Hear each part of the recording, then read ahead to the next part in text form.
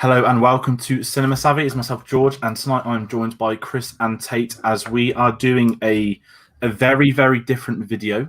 Obviously, we're not doing our outro, and if you can tell by the title, this is going to be very contextual to everything that's happening now. Of course, if you saw our Facebook post, we postponed the quiz on Thursday to this week. Obviously, everything that's happened, the murder of George Floyd, the protests have happened, not just in America, but across the world, including England. There's been loads across the last few days. We wanted to do something different, which is why we're not doing our normal watch-along. We don't have the type of film you can watch along with us to tonight that we're thinking of, and it's quite hard to avoid the subject at hand. So we made like a joint sort of decision to do this shorter video tonight, where we're essentially going to be each picking a film that has come out. Well, we've each picked our own film. We're going to discuss this with how can I describe this? Hard to discuss, but we're basically going to talk about what is happening currently in our video. You know, if you want to further your education on matters at hand, not everyone, likes to read history books or, read online stuff. If you're more of like a visual learner, then some of the films we've spoken about may be able to sort of help you. If you want to learn more about what is happening, what has happened across the history, not just in America, but in the world. I think that's the most vague and easiest way I can describe it right now. I'm going to hand it over to Tayte, who came up with the idea for the video as well for us. Yeah. So I received a message this week from one of my friends who said that they were upset by the fact that we weren't doing a quiz this week. But she had an idea that maybe we could take the time to put out a video just trying to educate people on what films to do with the current Black Lives Matter movement best reflect why it's happening and best kind of show how we can all learn from this entire situation on what's going on, not just like in America, but anywhere in the world. So we've all gone and picked up these films, which are three absolutely fantastic films. But the main thing here is that the message that is told in these films, the situations that is shown in these films that we picked are all real life events. These are all things that happened, and they've stuck with us over time. And that's why we're going to be talking about them today. So we're going to go into our first one, which is Detroit. Okay, yes. So this is the 2017 movie, Catherine Bigelow, and I don't want to make this so much like a review, but I guess we kind of have to because we are suggesting these movies and why we think they are essential to watch during these times. So Catherine Bigelow, right half the heels off Zero Dark 30, and even before that, The Hurt Locker as well. She was inspired to make this movie based on riots that happened in 2014. The Ferguson riots I've just been reading here, where again, a black man was fatally shot by a white police officer. It's like a tale as old as time, isn't it? And this movie, I think, why I suggest this one is that I think probably more so out of any of them, I know there are obviously comparisons that you guys are going to go into now, but especially with what transpires in this movie and the fact that, how Catherine Bigelow chooses to shoot the film as well. She wanted 4 cameras constantly in motion around the actors, capturing everything. You do feel like you are in that very visceral, emotionally wrought situation with the people. Obviously, based on a true story, goes without saying. It's based on I want to get this right, the Algiers Motel incident during Detroit's 1967 12th Street riot. And the film itself is, you've got a bunch of different characters in the movie and perspectives that you follow, and then they all kind of converge under that one incident at the very end of the movie. It was a film that definitely stayed with me, and unfortunately, it didn't make its budget back. I don't know if that's that there were a lot of sort of big tentpole movies at that point. I know that it came out in August of 2017, and I don't know if that was a pretty packed month or whatever, but I guarantee had this have been released later on in the year, maybe November, December time, this should have been up for Oscars, Best Director, Best Screenplay probably as well, and definitely some of the supporting actors as well, which I'll go into in a second. But no, this one really affected me. And I think indeed, like all the films we're going to be talking about on this one, when it hit the credits, you kind of don't know how to act after that. You know what I mean? It's when it has so much impact that you're just kind of stunned to silence by the whole thing. And I mean, it completely deals with like police brutality and everything like that, and the kind of mild slap on the wrist all of the white police officers get at the end of the movie. And it goes in depth into that as well. It comes up with like the text screens that you tend to get in based on a true story films in the end credits. I've got to talk about one of the performances in this film, though. I'm going to cut to a picture of it here, and my God, if a picture doesn't say 1,000 words. Right here, so this is from the movie. Will Poulter on the left as the police officer one of the many police officers in the film that causes all these atrocities. Absolutely chilling, haunting, terrifying performance. This is the best thing that Will Poulter's done. I haven't actually seen anything he's done post this movie. He's probably done some films, but those have gone under the radar for me. Absolutely robbed of an Oscar. He is terrifying in this film. Very, very disturbing sequence. The whole Algiers motel scene is basically the entire third act of the movie, and it's just really uncomfortable to watch. You go from room to room, you see this methodical procedure as it goes on, essentially for about 25 minutes, and it's some of the most disturbing, chilling, tense filmmaking, just footage of film I've ever seen. And yeah, I mean, there's not really much else I can say about it other than that is that, I mean, most people during this time, even with like the show that we were going to do today, we were trying to think during this time, people probably want escapism and things like that, you know, like 3 essential films to watch during this time, you know, you're probably going to want something maybe a little bit more upbeat.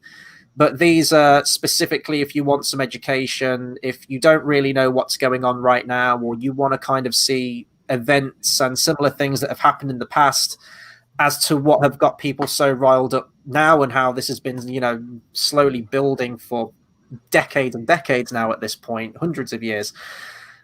This is definitely a very important film.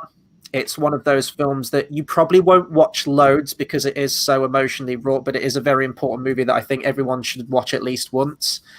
Not to mention John Boyega in the movie too. I mean, he's been one of the, especially in terms of celebrities, actors at the moment, he's been very vocal with his protests. You can easily find his video probably on YouTube. He stars in this movie as well, so you can tell that it's definitely an issue that's very close to him as an individual, which we've now seen.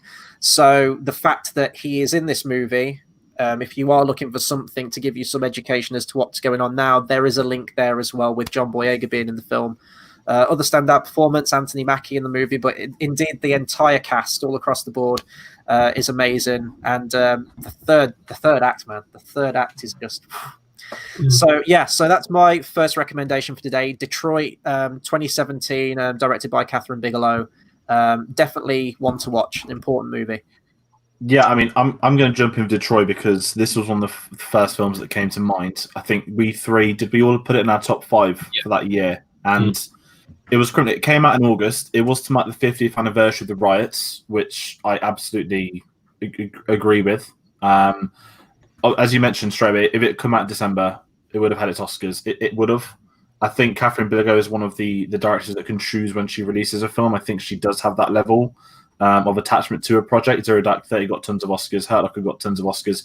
But this is so much better than them. And not even to get into the film side of it, but the subject at hand was, as someone that's in England, with We Three in England, I did not know about the Detroit riots. Afterwards, I watched this limited information on it. My dad, I went to the cinema with. There was about 10 people in our screening, and it came out in the middle of summer blockbuster season. And again, you know, financially they could have chose to put it a couple of months later, but the choice they made was to release in August. And I think that hit me a little bit more than had it been. The problem with Oscar season, to get on a tangent away from what we've been discussed, is that there are so many films that come out, and I'm not talking about this subject matter, but I think if this had come out in Oscar season, it would have lost its impact.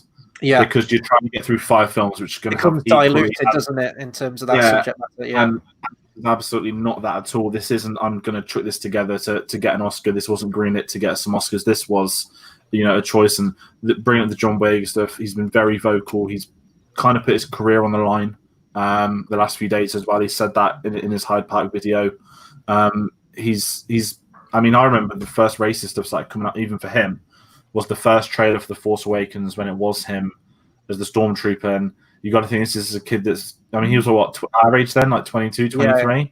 And obviously, he's had racism probably way before then across his life on that global internet stage, and no doubt had it nonstop over the years. This film, I think, was. It's hard for me to comment on it in that fact because I don't know what he's been through. I'm not even going to attempt to go through that. But this film just has an impact that I don't feel with films, not necessarily in a similar genre or similar motives, but I think because it released during the anniversary period. And I say anniversary, it's not a glowing thing that this was a 50-year anniversary. This was, this happened 50 years ago. Mhm. But again, over here in the UK, it's a side that there's so clear racism here, but it gets swept under the rug. Yeah. People hide under patriotism. This is a conversation for another time, but we don't hear about these events from other countries as much, which is why right now, with everything that's happened, it's the first time in my lifetime I've felt that it's been global. In the sense of not only do you have social media, which is obviously, the only reason people know what's happened is because of social media. It's because the first time everyone unanimously is doing it. It's not one country protesting something, one city protesting something. It's the first protest in history to have every state in America protesting. Every country in the world having it. Australians, they've broken guidelines. They've been threatened by the government. They're still protesting. And I think when you jump back to Detroit, that's the film. Straight away, it mirrored some of these events. There's protesting with police brutality. That's a one-line description, but the film is so much more than that, and it's very uneasy. And you mentioned Will Poulter because that's one of the standout performances in many years for supporting actors. And I'm sure it's not easy to portray being a racist white cop, but you speak to people, not speak to them because we don't, but you listen to Steven Spielberg talking about when I made Schindler's List, it messed me up. I had to edit it. I was editing Jurassic Park at the same time. You see these actors that speak about roles, even Jim Carrey when he did a biopic, that performances haunt them. We'll be moving on to, I don't know, I think, Tayte, you'll be talking about it in a second, an actor who was particularly affected by the role that he played in his movie. Yeah. And I just think for Will Poulter to come in, do that performance, and not as a compliment and say look so natural, but it felt so real because that is the sort of thing we have been seeing that did happen. And I just think it's a phenomenal film that I don't think enough people have seen as well. It's a film that not many people have even heard of, especially over here in the United Kingdom. We've got Brinsley in the comments who's mentioned that he loves Detroit as well for all the reasons that we've mentioned. And as you just said, the movie definitely sticks with you afterwards. It's a shame more people didn't see it. Well, hopefully if people see this video and they are looking for some movies on this subject, then maybe they can go and check out Detroit and people can spread the word on that film. For my pick out of these films, I've actually gone with almost two films here. First one, in 1989, Spike Lee, a brilliant director, brilliant black director, made a film called Do the Right Thing, a film about how racism can boil over on a hot summer's day, how cops can come in and just racially profile people and misjudge a situation and cause chaos and carnage leading to a riot. This film came out at a time where there was protests happening at the time.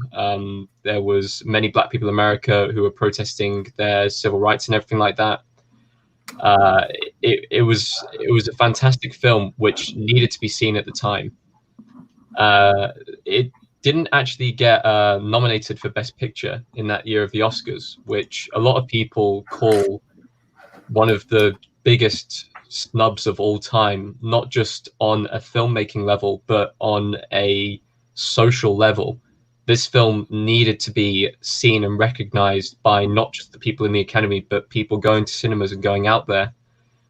Instead, that year, the film that won Best Picture was Driving Miss Daisy, which is a film which aims to say that racism is a thing of the past. And at the time, it was considered by a lot of people to be the people who were judging the Oscars, the white vote to show that they have empathy in some level, to say that they were doing good by voting for that film because it had a black person in one of the lead roles, which in hindsight, a lot of people have looked back on it and gone, it's completely the wrong decision they've made there. They should have gone with Do the Right Thing. We'll fast forward to a more recent film that came out, another one by Spike Lee called Black Klansmen. a film that came out in 2018.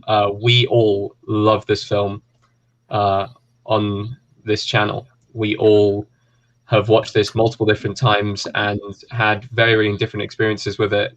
And it's such a powerful film. I remember rewatching it this week for this video because it was one of my immediate first suggestions for what should be on the video, or one of the things I think all of us immediately said on the original list of films that we were going through that we could suggest this one was one of the top ones. Mm-hmm. This film is about a black cop who decides to infiltrate the KKK in America. And he teams up with a Jewish cop, and they kind of form this kind of team of one person being the face and one person being the voice within these meetings and everything like that. This film was nominated this time for Best Picture, and a lot of people, including us, thought it was probably going to win come Oscar night. It didn't. It lost, and it lost to Green Book, a film which is a good film, but it is basically Driving Miss Daisy 2.0. It's a film which has a very similar premise, and once again aims to say that racism is a thing of the past. We don't have it in society anymore. We have overcome it. We're bigger than that. Once again, the film that should have won did not win, and Spike Lee has made it very clear his thoughts on the film Green Book and the cultural impact that that film has against the cultural impact that a film like BlacKkKlansman, a film that says not only is racism still a massive problem in the United States, but all over the planet, and it won't get away from us. There will always be people burning crosses on the hillside. There will always be people making these comments, just slight little comments just in the background, people who stare, people who do all of these things which can accumulate towards any form of racism.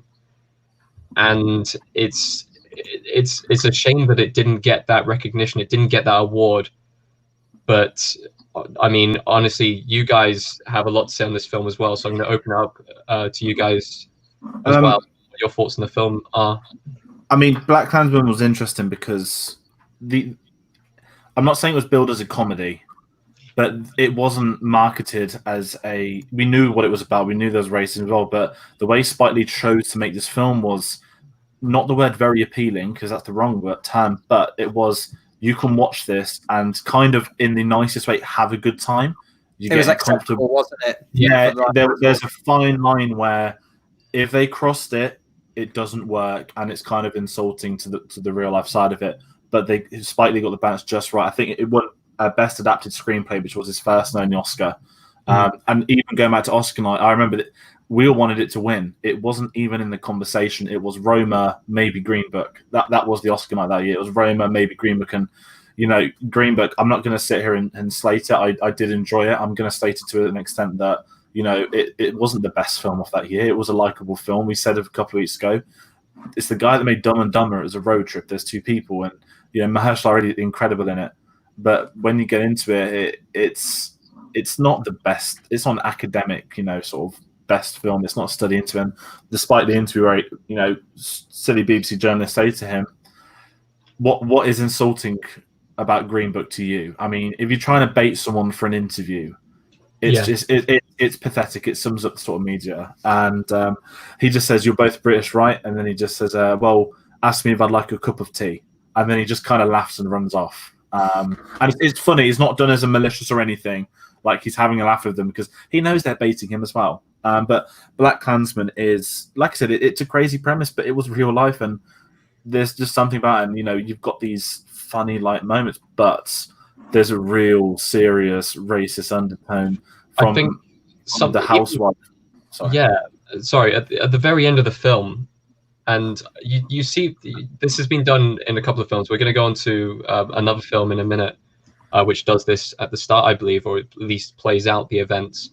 At the end of BlacKkKlansman, and also at the end of Do the Right Thing. At the end of Do the Right Thing, they have quotes from Martin Luther King and Malcolm X come up on the screen about civil rights, about how Black lives should matter. And that was all the way back then.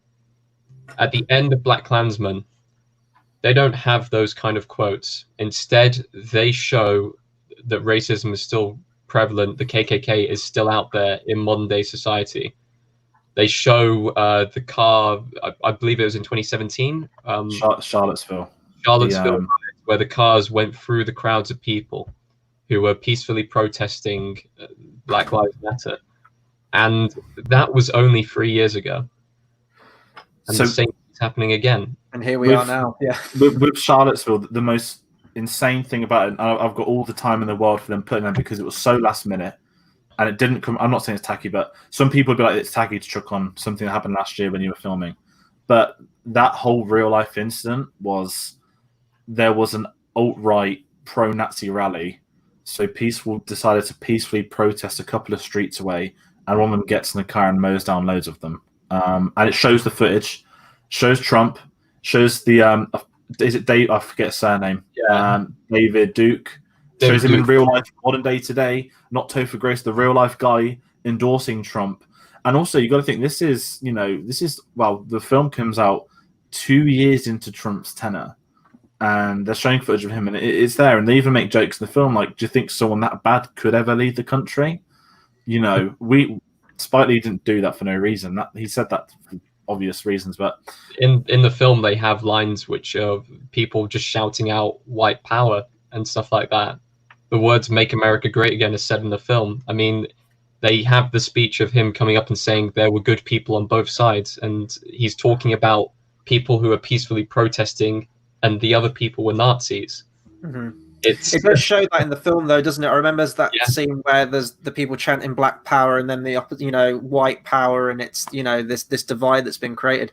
I think the last 5-10 minutes of Black Klansmen is what made the Academy too scared to make that win. Mm. I think had you have removed that one, you would have lost all the punch and power from that movie, and that absolutely needed to be at the end of that movie to make it what it is. It was already a great film before then, but that kind of was the ticker off at the end of it.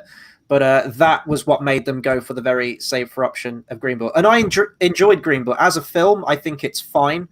But I mean, you compare it to this or any one of the movies that we're talking about, it's, all bark and no bite. There's no grit to it. There's no realism. It's all very idealized. But this movie, as a comedy, it is very funny. It does have some great humor in there. Standout performances. I mean, Adam Driver, I think this was one of the few films that I saw post Star Wars. This movie and many more that he's made after this, I mean, Marriage Story, for God's sake, has cemented him as an absolute talent he's now one of my favorite actors based on this movie. And as I mentioned, like actors that were really affected by it, Topher Grace, this playing the leader of the KKK, this really affected him, and he had to kind of sort of go into his fortress of solitude for like a good couple of months after making this movie. I think, as George mentioned, because this one's more accessible, I think probably more people have seen this one than maybe Detroit that I mentioned or the next one that we're going to be talking about. But it's definitely worthy. And in terms of sort of modern movies that tackle this subject, I think that's probably the standout one of recent films that have come out. Yeah. So I'm going to talk about Fruitvale Station, which is one of... I've only seen it once. And for those that haven't seen it, this is basically... It's Ryan Coogler's debut film, and it covers the murder of Oscar Grant, who was killed, I think, on New Year's Day in 2009, a real-life story that was adapted into film within 4 years. Now, the story with this was... I didn't know too much about it. I knew of this film. It had been spoken about. And then it was the person that makes Fruitvale Station is going to direct a Rocky film. I'm not going to lie, that's how I found out about it. I think we did a video at the beginning of our channel when we used to do stuff like that. And I think it would have been down to some Creed news or something. It became in the limelight. And I'm going to talk about Creed kind of vaguely and going to talk about Panther later on. But first I'm going to guess this was Ryan Coogler's first film. He studied in California, which wasn't far away from where the murder happened. He was a student at the time. So he had the idea that he wanted to essentially make a film about the last day of this person's life and obviously end it with the murder at the train station. And the brutal thing with this is that the film starts with the footage. I'm not saying to do, but there's footage online. Back in 2009, it's flip phones, there were still cameras. It wasn't like it was today. There's no Facebook Live, Instagram Live, but footage of this became viral. And the film opens with showing the footage, but it doesn't show the actual shooting. It just gets you to the point, goes, okay, we know it's that scenario B, but we're going to go back to A and start the film. and it's really different. It's literally almost a documentary film. It's like the fun day of his life, and it ends with the murder. Now, it's police brutality. Police arrest a couple of them, look for reasons to start getting brutal, and then one unhinged person just shoots him. He's lying down flat on his back. He's handcuffed. There's no issue. Nothing's happening, and he gets shot and killed. And I know that's the gist of it, but the real life side of it, the film choices they made, they filmed this at the real life train station. They had Michael B. Jordan lie down in the spot in which he knew the person was executed, and they had to make him act it out. And they probably had to not research it, but I'm sure they saw the footage. And the fact they were able to recreate it, I'm not kind of praising it because it's a horrible thing, but they didn't do it, let's quickly cash in on a real-life tragedy, because some things, I think Zero Dark 30 did that. I think some films are really quick to get on them bandwagons. Let's get out quickly. We want the Oscar film. Mm-hmm. But this was clearly a director had a message he wanted to get out. And he really didn't want to use any of the footage. But then when he felt compelled to use it at the end. And, if you want to look at it case by case, or, they made it look the same. Of course, they did. It's recreational history. But it just shows that, it's a kid of a family. He's made some mistakes in his past. And he's been, executed on the spot for no reason. If you want to talk about the sort of George Floyd murder, it's the exact same thing. I'm seeing these absolute arseholes who shouldn't be given a moment's thought to sit there and say, oh, maybe it was a $20 counterfeit bill. Maybe this, maybe that. And I'll just shut up, all of you. Like, they put a knee down against someone's for 9 minutes. He didn't have a pulse for 2 minutes and 40 seconds. You got some person sitting high and mighty behind his keyboard on Facebook claiming that, in some pathetic world, the policeman's been treated unfairly. No chance. And saying Fruitvale Station, the cop got away with it. Of course he did.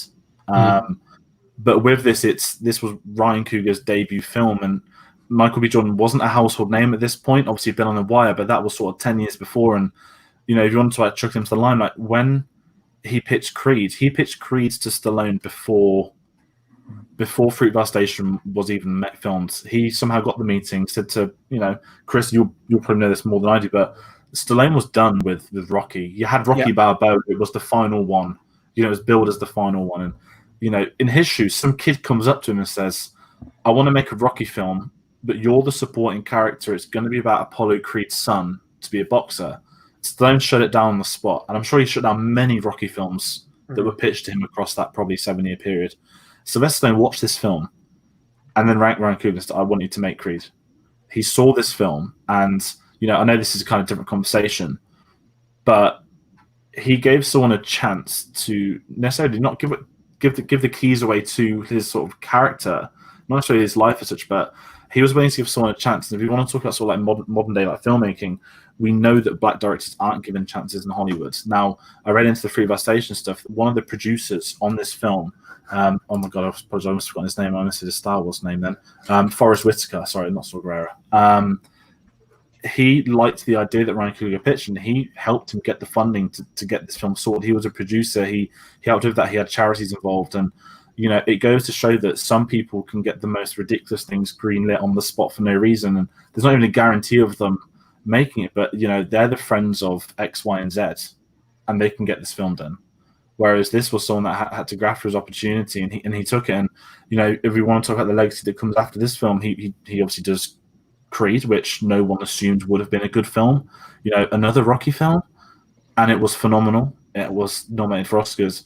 Then he gets Black Panther, which, as we've kind of said, was culturally one of the biggest films in history. I think it's still in the top 10 highest grossing films of all time.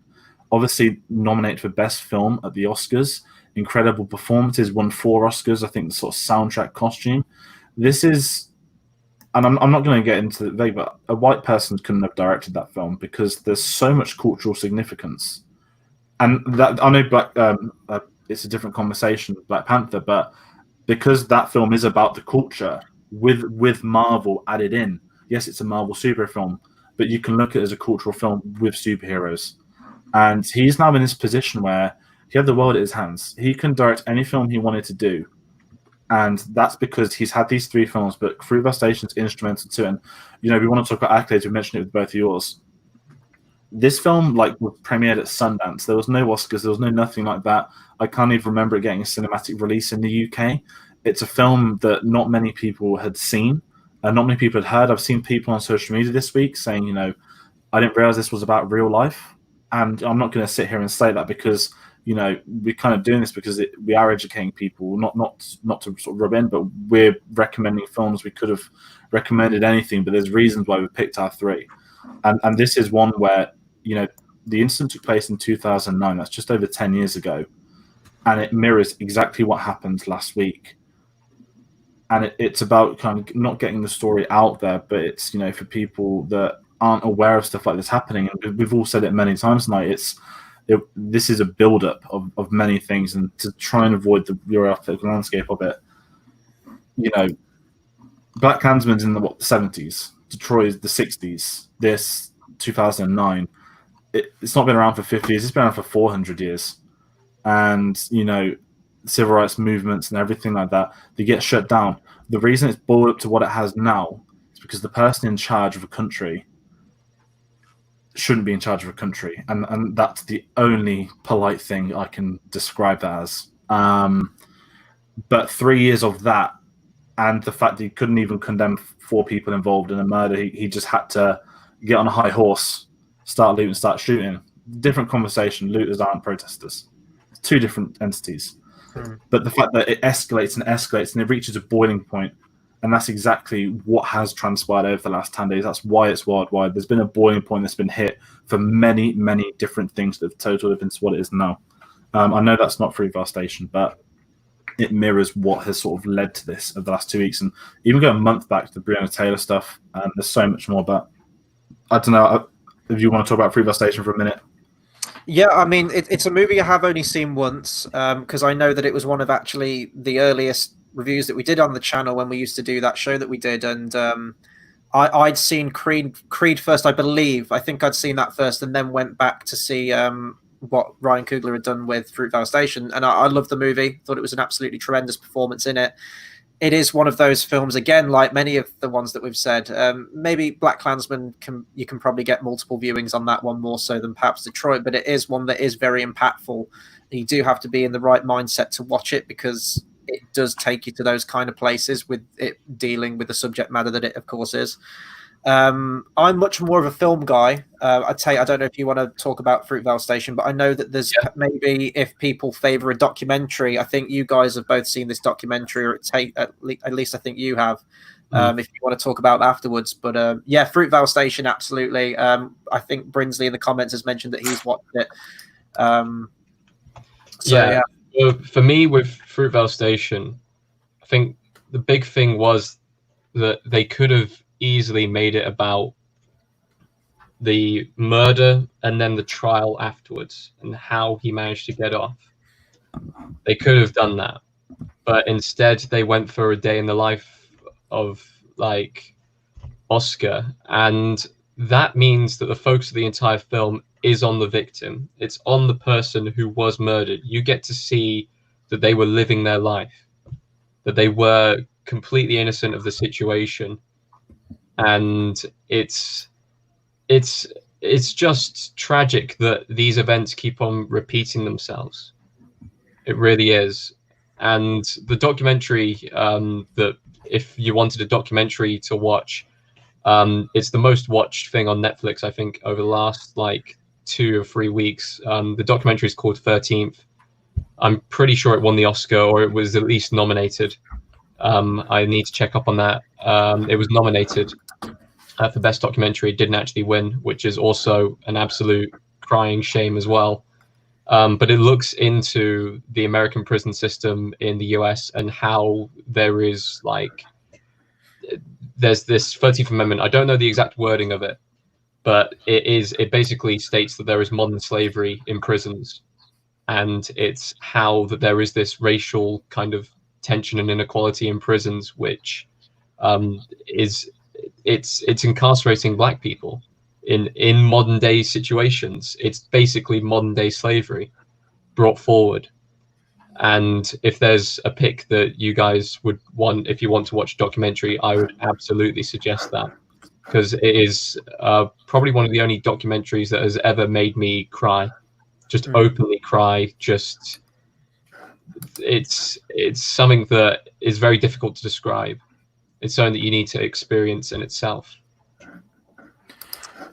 I mean, I've not seen 13th. I've heard of it. I know it lost to OJ, Made in America, which was obviously a documentary about his career, and obviously the murders, how he got away with the murder and other stuff like that. But it's so typical that a celebrity appearance, in that sense of let's just make a film about the celebrity that got away with it, is that's great. You know, Oscar votes, not to jump on them all. I get they're trying with diversity. You know, it's took them far too long to let, for a start, a foreign film win because they had to read subtitles. Trying and not succeeding is still not succeeding. Yeah, and this is the thing. It's the Green Book conversation. It's and we're not going to. We're white. I'm not sitting in my ivory tower, but I know white privilege and no, you know, the average Oscar voter is in their like 60s, and if you know the percentage is white, there's a very high likelihood of you know, Green Book, yeah, let's tick that one off the box because that shows we care for a year. So it's one of them films where, you know, 13th is not one I've seen, but I've heard a lot about it. I think that's one of Ava DuVernay's final documentaries before she went on to her feature films. I think this was the step that got her towards being able to get live action films, which is as sad. I think it was maybe just before or after Selma came out. It was after Selma came out. Selma came out in 2014. 13th came out in 2016. And there's an interview going around from David Oyelowo yesterday where he said that when it came to Selma at the Oscars, the moment the Selma cast and crew put T-shirts on, apologies, I've forgotten the name of the person that was murdered, the Oscar voters told them that it was BS, that it was political, and that's one of the reasons why Selma didn't get anything. I think it's worth reading. I think David Oyelowo said it yesterday, and then Ava DuVernay sort of added her quotes on it as well. Mm-hmm. I think we've pretty much gone through everything that we were going to recommend. Obviously, people, if you haven't seen any of the movies that we have and you are looking for movies to watch during this time around this kind of topic, this issue, please go watch our suggestions because they are all very, very good films. And indeed, I haven't seen the documentary, The 13th, myself. As I said, I don't tend to watch many documentaries. That's on me. I tend to watch more movies than I do documentaries, but that is definitely one that I will be checking out. I hope you can all understand that sort of content this week. It's been a very difficult thing to but we felt like we had to do a video, and hopefully it goes over okay with people. I think this is an important video to make though, because I think had we have just not done anything this week, you know, I'm glad that we have managed to get something out pertaining to what's going on at the moment. I guess signing off, doing a conclusion to a video like this is always very difficult, but educate yourself, watch multiple different news outlets, and just stay abreast of everything that's going on, essentially, because I think it's going to be going on for a while. I do think it's going to be going on for a while, and this will tell the tale. We'll see what happens after all this happens. So we'll be back next week with content as always. In the meantime, stay safe because there's lots of stuff going on in the world at the moment. 2020 has been a very, it's just been non-stop, hasn't it? It's just been madness. But thank you to everyone that has tuned in. I know that Brinsley has been commenting throughout. We've had Rosie G as well. So thank you for tuning in. If you guys want to recommend any other films that maybe we haven't seen, please do let us know any more that maybe we've missed on this list. I'm sure there's countless other movies out there or documentaries that we haven't even touched on today. These are just our selections. So thank you for everyone who watched, and we'll be back next week with more videos for you. Stay safe, everyone.